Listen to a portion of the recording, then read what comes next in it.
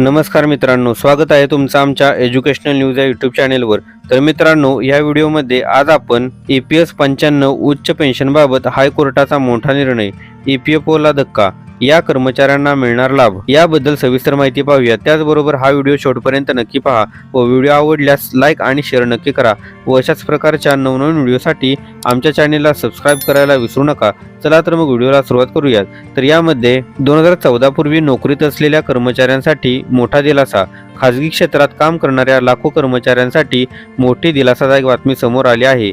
EPS 95 उच्च pension प्रकरणात कर्नाटक हायकोर्टाने महत्त्वाचा निर्णय देत म्हटले आहे की 1 सप्टेंबर 2014 रोजी सेवेत असलेले आणि कर्मचारी पेन्शन योजना EPS चे सदस्य असलेले कर्मचारी उच्च पेन्शनपासून वंचित ठेवता येणार नाहीत। न्यायालयाने स्पष्ट केले की संबंधित कर्मचाऱ्यांनी त्यांच्या वास्तविक वेतनाच्या आधारे PF मध्ये योगदान देण्यासाठी संयुक्त पर्याय निवडला असेल तर त्यांना उच्च पेन्शनचा लाभ मिळण्यास पात्र ठरवले जाईल। EPFOने यापूर्वी त्यांचे अर्ज फेटाळले असले तरी हा लाभ नाकारता येणार नाही। काय आहे EPS 95 आणि हायर पेन्शन योजना? कर्मचारी पेन्शन योजना EPS 95 ची सुरुवात 19 नोव्हेंबर 1995 रोजी करण्यात आली होती। या योजनेअंतर्गत खाजगी क्षेत्रातील कर्मचाऱ्यांना निवृत्तीनंतर मासिक पेन्शन दिली जाते। यासाठी किमान 10 वर्षे सेवा आणि PF कपात होणे आवश्यक असते। नियोक्त्याच्या EPF योगदानातून 8.33% रक्कम EPS खात्यात जमा केली जाते। मात्र या योजनेत 15,000 रुपयांची वेतन मर्यादा निश्चित करण्यात आली होती। त्यामुळे कर्मचाऱ्याचा बेसिक पगार अधिक असला तरी पेन्शनची गणना 15,000 रुपयांच्या मर्यादेनुसार केली जात होती। नंतर कर्मचाऱ्यांना त्यांच्या वास्तविक बेसिक वेतनाच्या आधारावर अधिक पेन्शन मिळण्यासाठी हायर पेन्शन पर्याय देण्यात आला होता।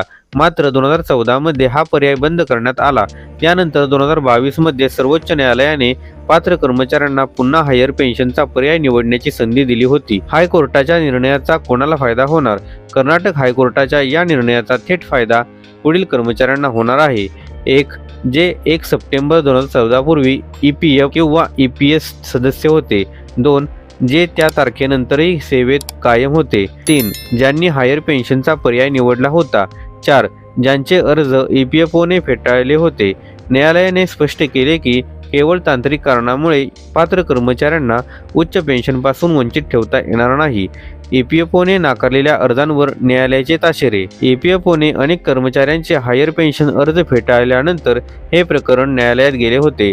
कर्मचाऱ्यांचे म्हणणे होते की ते वास्तविक वेतनाच्या आधारे योगदान देण्यास तयार होते, मात्र EPFOने त्यास परवानगी दिली नाही। न्यायमूर्ती अनंत रामनाथ हेगडे यांच्या खंडपीठाने EPFOचे नकार आदेश रद्द करत पात्र कर्मचाऱ्यांना हायर पेन्शनचा लाभ देण्याचे निर्देश दिले। मात्र न्यायालयाने हेही स्पष्ट केले की हा निर्णय 1 सप्टेंबर 2014 पूर्वी निवृत्त झालेल्या कर्मचाऱ्यांना लागू होणार नाही। मित्रांनो, हीच माहिती या व्हिडिओच्या माध्यमातून द्यायची होती। अशाच प्रकारच्या नवनवीन व्हिडिओसाठी लगेचच आमच्या चॅनेलला सबस्क्राईब करून या व्हिडिओला लाईक आणि शेअर करा।